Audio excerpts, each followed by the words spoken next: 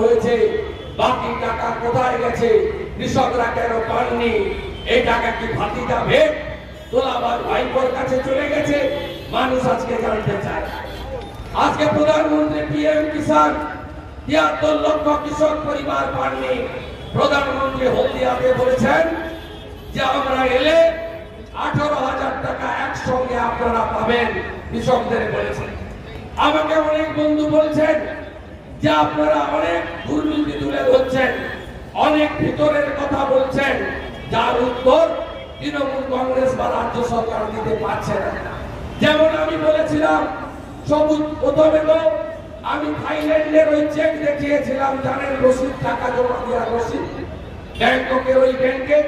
পরবর্তীকালে প্রমাণ হয়েছে ম্যাডাম নারুলা হলেন তোলাবাজ ভাইপোর মাননীয়া, তার অ্যাকাউন্টে গেছে। তারপরে আমি বারুইপুরের সভাতে আমি কুলতলির সভাতে বলেছিলাম যে তোলাবাজ ভাইপোর শালিকা যে আছে মেনকা গম্ভীর, তার শ্বশুর মশাইয়ের নাম হচ্ছে পবন অরোরা, তার স্বামীর নাম হচ্ছে অঙ্কুশ অরোরা। হুগলি জেলা, পূর্ব বর্ধমান জেলা, পশ্চিম বর্ধমান জেলা, বাঁকুড়া জেলায় যত বালি ঘাট আছে নদীগুলো তো আর অস্তিত্ব রাখেননি, সব কেটে কুটে ধ্বংস করে দিয়েছেন।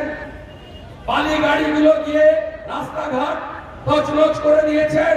পুলিশের লোকগুলো অসহায়ের মধ্যে দাঁড়িয়ে থাকে, ডানকুনি মোড়ে, মাইতি পাড়াতে হাত দেখায় যদি কিছু পাওয়া যায়, কিন্তু কিছু তারা পায় না। ব্যাট দেখতে পায়, ব্যাট দেখায়, ওই ব্যাটটা ভাইপোর ব্যাট, তোলাবাজ ভাইপোর লোকেদের ব্যাট।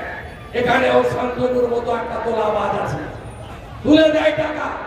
আর পুলিশগুলো নির্লজ্জ, ছোট পুলিশ বলছি না, কনস্টেবলদের কথা বলছি না, এই যারা ওসিআইসি হয়ে আছেন তারা এই সমস্ত অশিক্ষিত লোককে স্যালুট করে নিজেদের পোস্টিং এর জন্য। আজকে সেদিন বালির কথা আপনি খোঁজ নেন ডিএম এর কাছে, সব বালি খাদান অঙ্কুশ আর পবন অরোরার নামে খাদান দিচ্ছে।